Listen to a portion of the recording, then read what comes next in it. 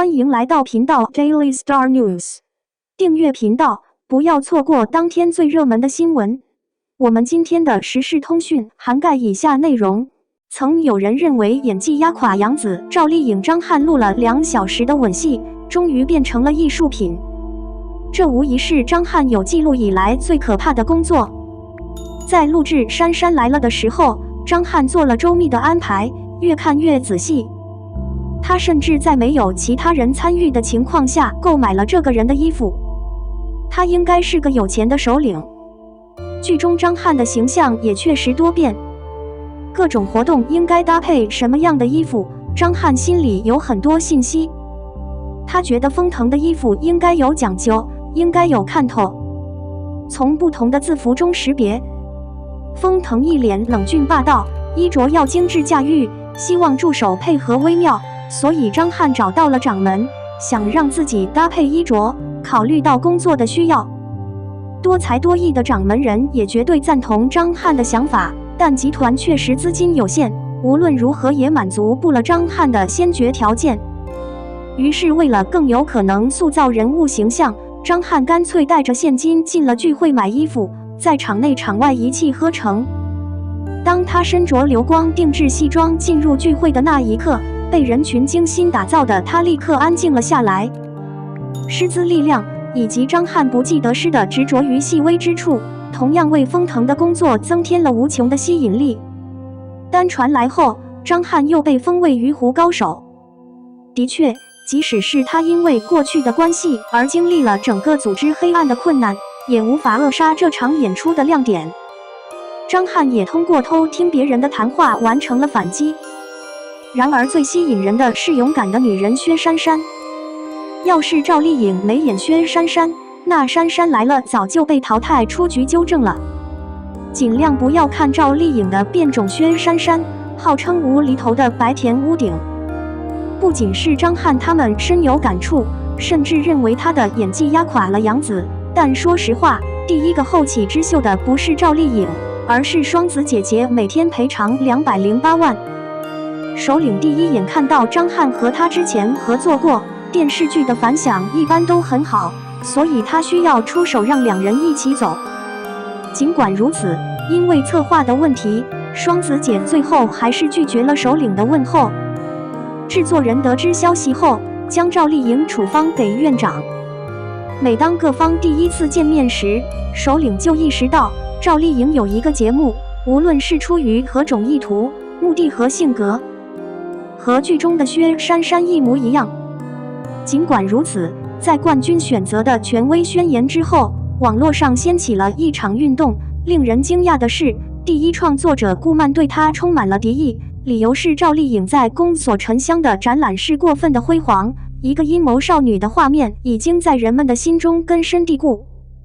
不管怎样，不管他是否被网友告诫自己人生不定，局长居然要求利用赵丽颖，而现实同样证明他的决定基本是在正确的轨道上。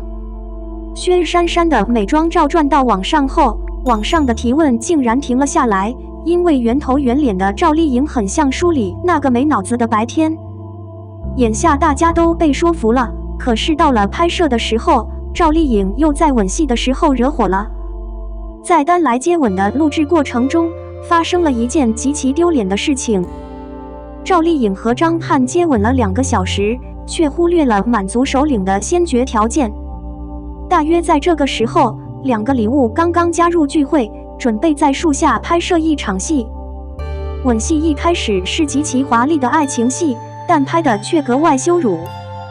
眼下赵丽颖和张翰都很好奇，所以要在人来人往的路上当众亲吻，着实让他们捏了一把汗。同样，院长对他们的展览要求也很高，所以在拍摄系统中，每个人都特别担心。初中期间录音时，赵丽颖还没说完，张翰就急切地吻了下去。身边的人都脸色不好，张翰自己也被羞辱了。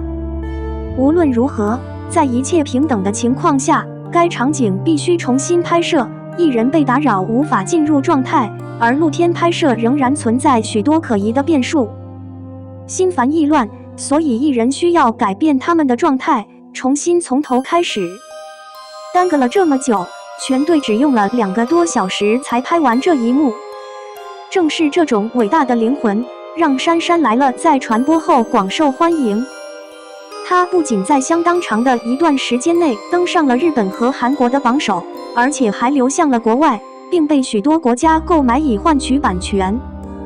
所取得的不凡成绩，同样让张翰和赵丽颖回了一个愉快的圈子。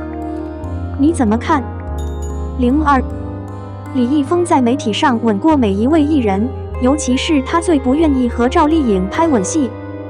不管是不是生意把他打得落花流水，他都要烧掉8000万来帮助黄晓明的监管女孩保护孩子。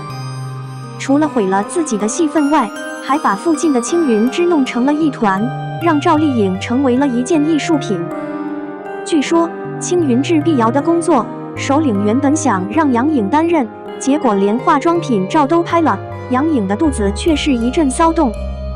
相信看过青云制的小伙伴都知道，还是有不少碧瑶在剧中加入薇娅和打斗的场景。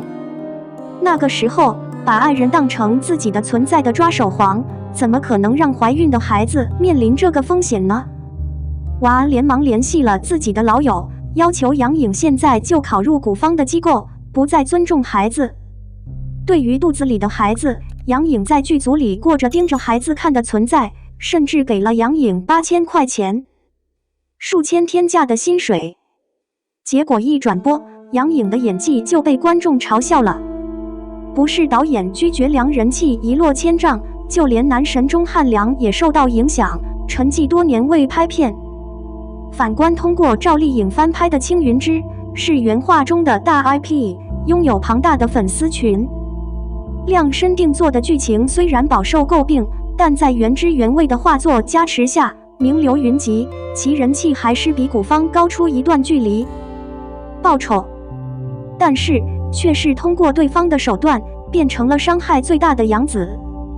杨紫的妈妈万万没有想到，收了300万的遣返费，竟然差点害死自己的亲生女儿。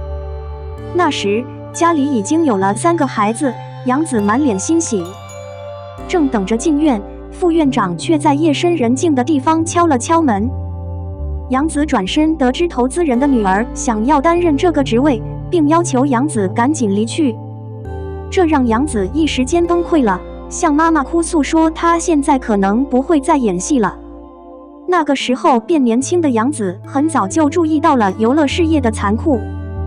杨紫因为没有本事背着她，一下子就陷入了无戏可拍的境地。就算后来杨紫和环瑞签约了，现在也已经不是环瑞支持的项目了。就连青云织都在没有戏份的情况下，通过杨紫的方式拍成了片子。结果杨紫在剧中扮演了助攻的角色，因为控制压力减少了场面。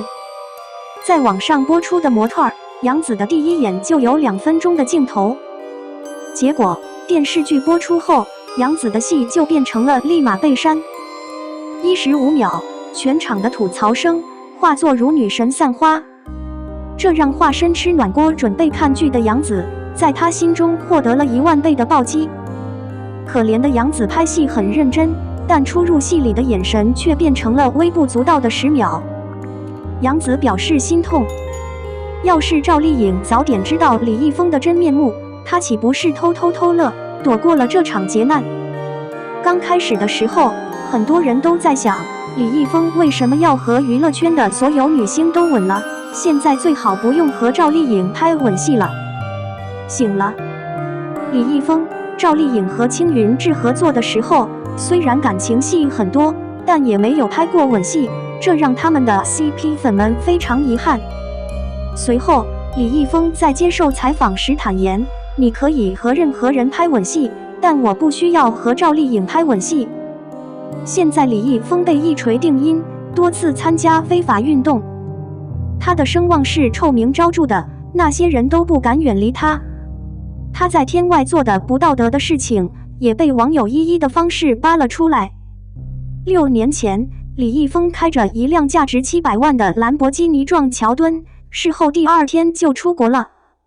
消息称，李易峰因肇事逃逸、无车牌等原因，通过央视的方式被点名批评。